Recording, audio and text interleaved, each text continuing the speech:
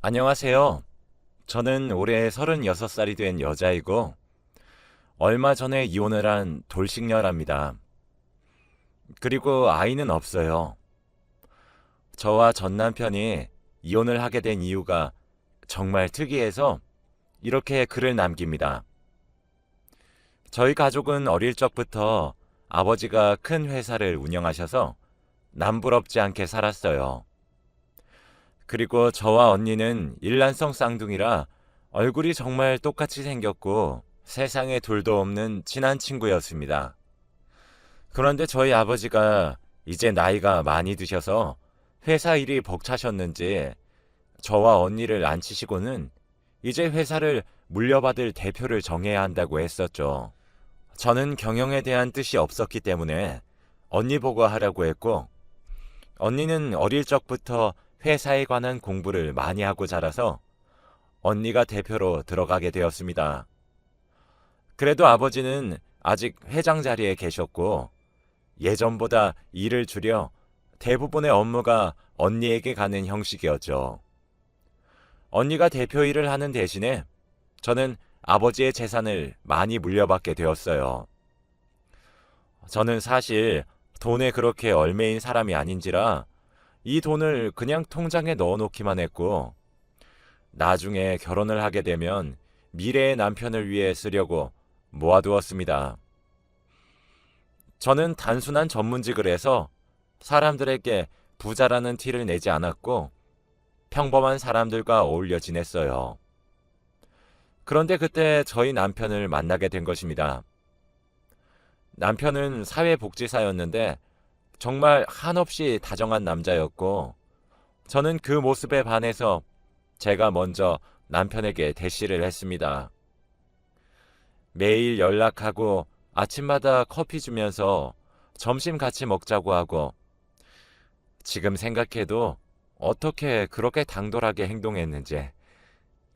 남편은 처음에는 부담스러워 하다가 시간이 지나니 제 진심을 알았는지 데이트 신청을 저에게 해주었고, 그렇게 저희는 연애를 하기 시작했죠. 처음에는 제가 어떤 집안의 여자인지 말하지 않았는데, 그 이유가 혹시라도 저의 본 모습을 알게 되면 부담스러워서 떠날까봐 걱정이 되었거든요. 그렇게 2년을 감추고 살았었는데 남편이 제게 청혼을 하더군요.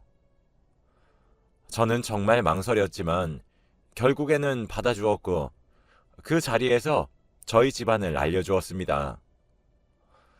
저희 회사는 사실 이름을 말하면 다들 알만한 기업이라 남편은 제가 그 기업 회장의 딸이라고 하니 정말 놀란 눈치였고, 남편이 당황한 모습을 보니 그가 청혼을 없던 셈 치자고 할까봐 걱정이 되었죠. 그런데 남편은 저를 꼭 안아주며 네가 어떤 집안의 여자인지 상관없어. 평생 행복하게 해줄게. 라고 하더군요. 저는 너무 기뻤고 당장 가족들에게 남편을 소개시켜드리고 싶었어요. 사실 다들 부잣집 사람이라고 하면 자기한테 맞는 집안의 남자를 만나야 된다고 생각하잖아요. 그런데 저희 아버지는 그렇게 꽉 막히신 분이 아니어서 저희 남편을 반갑게 맞아주셨고, 저희는 속전속결로 결혼을 진행했습니다. 남편의 가정 형편은 좋은 편이 아니어서 결혼 자금은 거의 저희 집에서 다 지불했지만 그래도 괜찮았어요. 아버지는 남편 보고 우리 회사로 들어와서 일을 해보는 게 어떻겠냐고 물었고, 남편은 워낙 사회복지사라는 직업에 애정이 깊었는데 오랜 고민 끝에 감사하다며 차근차근 일을 배워나가기 시작했죠. 그런데 남편은 다행히 성실하게 일을 잘해서 대표인 언니의 밑으로 들어가게 되었습니다. 남편은 저희 언니와 같이 일을 하다 보니 둘은 급속도로 친해질 수 있게 되었죠. 언니도 결혼을 했어서 저와 남편, 그리고 언니와 형부 넷이서 여행도 자주 다니고 맛있는 음식도 자주 먹으러 다녀서 친해요. 그리고 둘 다 아직 애가 없는데 언니는 대표 일이 바빠서 아기가 생길 틈이 없다곤 했죠. 가끔씩은 일에 치여 사는 언니가 너무 안타까웠지만 그래도 회사 일을 할 때 언니는 가장 언니다웠고 행복해 보였습니다. 그렇게 저와 남편은 행복한 결혼 생활을 하면서 지내고 있는데 부쩍 남편의 퇴근이 점점 늦어지더군요. 처음에는 한 달에 한두 번 늦어지더니 이제는 매일같이 밤 8시나 9시가 되어서 들어오는 남편을 보고 말을 했어요. 요즘 당신 왜 이렇게 늦어? 에휴, 말도 마. 요즘 일이 너무 바빠. 당신 언니한테 퇴근 좀 빨리 시켜달라고 부탁드려봐. 너무 힘드네. 라고 했죠. 저는 일이 얼마나 많길래 매일같이 퇴근이 늦는지 다음날에 일어나자마자 언니에게 전화를 했더니 주말이라 금방 받더군요. 언니, 요즘 회사 일 많아? 남편의 퇴근 시간이 늦어져서. 야, 말도 마. 요즘 너무 바쁘다. 언니, 우리 남편 좀 집에 일찍 보내줘. 나 외로워. 에휴, 기집애. 알겠어. 그렇게 언니와의 대화는 끝났죠. 그 뒤로 남편은 퇴근 시간에 맞춰서 집으로 잘 들어왔습니다. 그런데 집에 있다가 밤 10시가 되었는데 갑자기 나간다며 옷을 주섬주섬 입더라고요. 여보, 나 떡볶이가 지금 너무 먹고 싶어. 잠깐 나갔다 올게. 응? 밤 10시에? 배달시키면 되잖아. 배달료 너무 아까워. 바로 앞이니까 금방 나갔다 올 거야. 라고는 후다닥 나가는 것이 아니겠어요. 그때 저는 아무런 의심을 하지 않았고 배달비마저 아끼려는 남편의 자세에 감동을 했답니다. 그런데 남편은 1시간이 지난 후 들어왔고 그의 손은 빈손이었습니다. 떡볶이는? 떡볶이집 문 닫았어. 근데 왜 바로 안 들어오고 1시간이나 걸렸어? 다른 떡볶이집도 들렀는데 다 문 닫았더라고. 남편은 급히 화장실로 들어가 버렸고 곧장 샤워를 하더군요. 왜 잠깐 나갔다 와서 샤워를 하는지 궁금했지만 그때는 많이 걸어서 땀이 났나 보다 싶었죠. 그날은 그렇게 잠이 들었고 다음날 일어나니 남편은 제 옆에 없었고 저 혼자 잠에서 깼답니다. 집에서 남편을 찾았는데 남편은 손님방에서 혼자 자고 있었습니다. 여보, 왜 여기서 자? 아니, 여보가 코를 워낙 심하게 골아서 같이 잘 수가 있어야지. 아, 내가 코 골았어? 응, 기억 안 나? 제가 코를 너무 심하게 골아서 남편은 어쩔 수 없이 손님 방에서 잤다고 했죠. 여보, 근데 나 어제 늦게 자서 조금만 더 자다가 일어날게.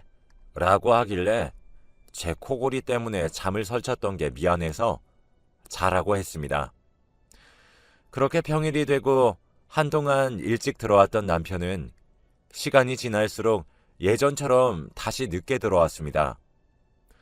그래도 일을 한다고 연락을 꼬박꼬박 보내는 남편의 모습에 의심도 하지 않았어요. 그리고 모처럼 금요일이고 남편과 오랜만에 같이 잠들고 싶었는데 저를 밀치며 피곤하다고 하더니 손님 방에서 자겠다 하더군요. 미안해 여보. 오늘 너무 일이 바빠서 힘들었어. 아무리 그래도 이건 아니지. 우리 신혼 맞아? 좀 남편이 밖에서 돈 벌고 온다고 힘들었다고 하잖아. 그럼 이해 좀 해줄 수 있는 거 아니야? 그렇게 남편은 자리를 박차고 외투를 챙겨 집을 나갔습니다. 남편은 그렇게 화가 나면 집을 나가서 하루 이틀 들어오지 않았고 연락을 하면 스트레스 풀러 찜질방에 왔다고 했죠.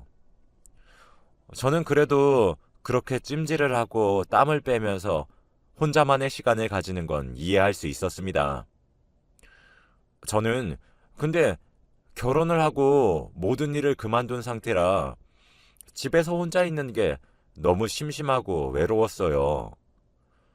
친구들은 다들 밖에서 일하느라 바빠서 놀자고 부르지도 못했고 하나밖에 없는 남편은 매일같이 늦게 들어와서 코골이 때문에 각방을 쓰고 그래서 저는 남편에게 우리 아기 가지는 거 어때? 라고 물었죠. 남편은 내가 너무 바빠서 안 될 것 같아. 우리 조금 더 여유 생기면 그때 낳자. 라고 하거나 우리 아기 없어도 행복하잖아. 그냥 둘이서 평생 살면 안 돼? 등 다양한 핑계를 대면서 저희의 이세를 반대하더군요. 주위 친구들은 신혼이라 좋겠다고 해도 저는 이게 결혼을 한 건지 만 건지 싶었죠. 요즘 따라 부쩍 저에게 소홀해진 남편과 관계 회복을 하고자 남편이 손님 방에서 자고 있을 때 몰래 옆에 누워 있으려고 했는데 남편은 깊게 잠이 들었는지 제가 옆에 누워도 꿈쩍 안 하더라고요. 남편을 흔들며 깨웠더니 눈을 뜨고 저를 보고 갑자기 수영아 깨우지 마 라고 하며 저를 안는 게 아니겠어요. 수영이는 저희 일란성 쌍둥이 언니 이름입니다. 저는 너무 놀랐고 왜 남편이 저희 언니를 수영이라고 부르는지 그리고 언니인 걸 알면서 왜 안는지 당황스러웠죠. 저는 이건 무언가 잘못됐다는 생각에 옆에 놓여있던 남편의 휴대폰을 열어 살펴보았어요. 남편의 휴대폰 속에 남겨진 내용들은 정말 충격적이었는데 그 둘은 거의 연인 관계처럼 대화를 하였습니다. 오늘은 몇 시에 만날까? 내가 데리러 갈까? 수진이한테 안 들키게 말 잘했어? 떡볶이 사러 갔다 오겠다고 하고 나왔어. 오늘 너무 좋았어. 등 이때까지 저에게 했던 말들이 모두 둘 사이를 위한 거짓말이었던 것을 알게 되었죠. 그리고 무엇보다 제일 충격적이었던 것은 그 둘은 미래를 그리며 둘이서 아기도 낳고 알콩달콩 살기 원했고 그들은 상속받은 제 재산을 무엇보다 원했죠. 저는 미래의 남편이 될 사람을 위해 쓰려고 상속받은 돈들을 통장에 넣어두었는데 그들은 그 돈을 받는 순간 도망을 가려는 계획을 세우고 있더군요. 나 수진이랑 살기 싫어. 언제까지 이렇게 살아야 돼? 조금만 기다려. 수진이가 옛날부터 미래 남편한테 줄 돈이라고 자기 통장에 꽁꽁 숨겨놨단 말이야. 곧 줄 거야. 그것만 있으면 우리 어디든 갈 수 있어. 저는 모든 대화 내용을 캡처해서 저에게 다 보냈고 저장했던 캡처본은 모두 삭제했습니다. 제가 휴대폰을 봤다는 증거들은 다 지웠어요. 남편의 갤러리에는 저희 언니와 단둘이 찍은 사진들이 넘쳐났고 저에게 찜질방을 가기로 한 날은 언니와 둘이서 데이트를 한 날이었더라고요. 저는 그때부터 그 둘을 어떻게 처리할지 고민을 했지만 아직은 때가 되지 않은 것 같아서 기회를 노리기로 했습니다. 저는 그날 이후로 남편에게 더 적극적으로 다가갔고 남편은 당연히 이런 저를 부담스러워했죠. 저는 아랑곳하지 않은 채 통장에 넣어두었던 재산에 대한 이야기를 했어요.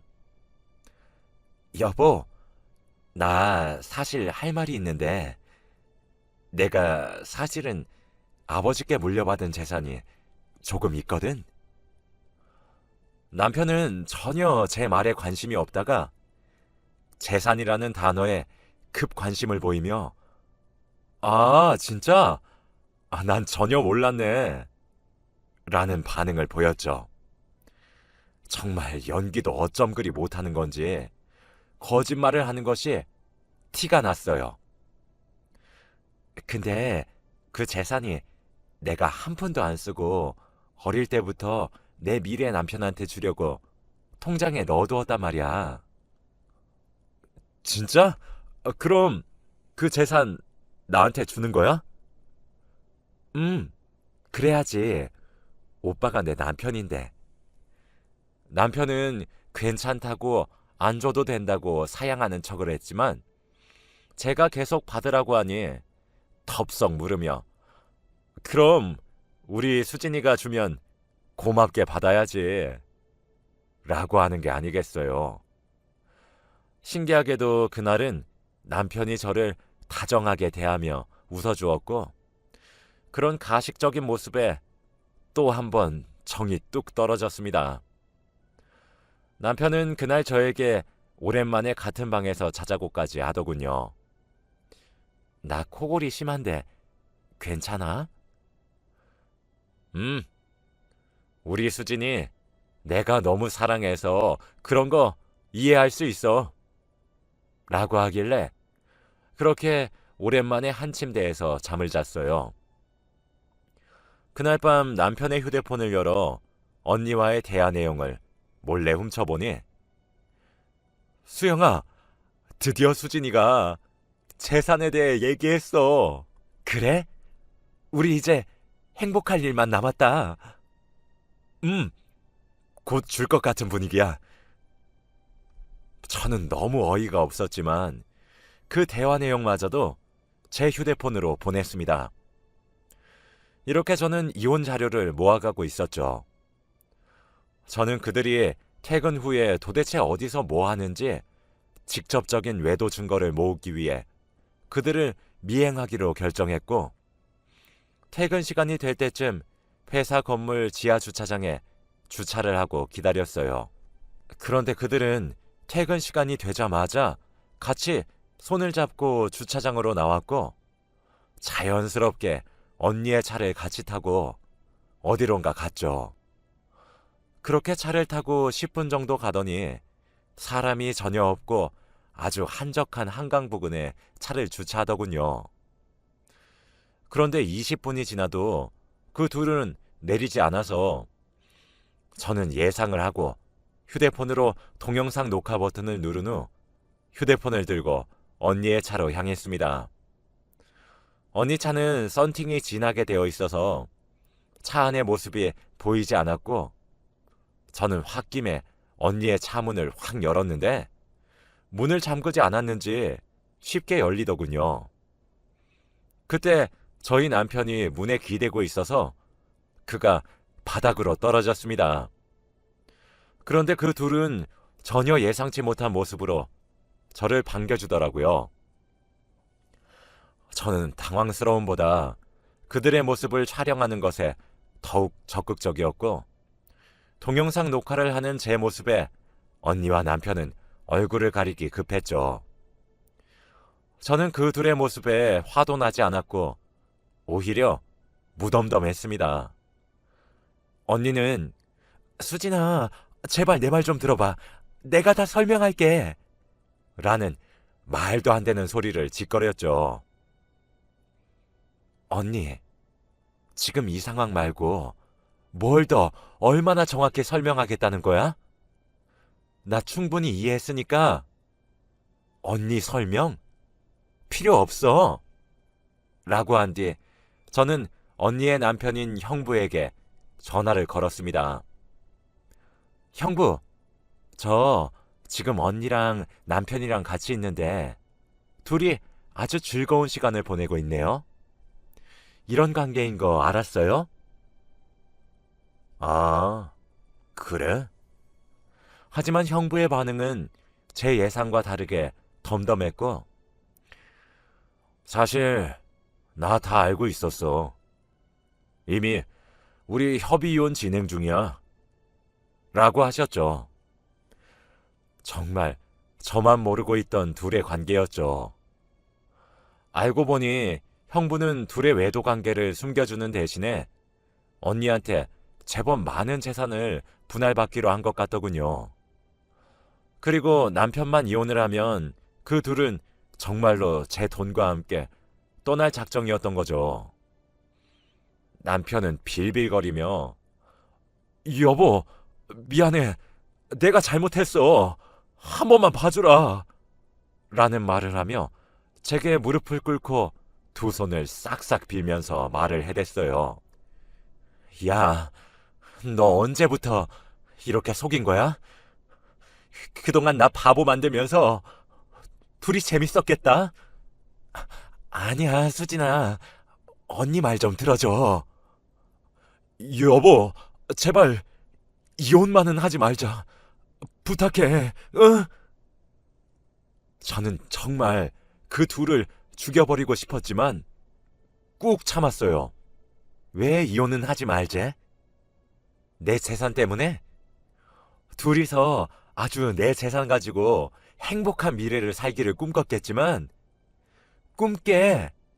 나 절대 안 줘. 내 돈이니까 내가 다 쓸 거야. 내가 언제까지 모를 줄 알았니?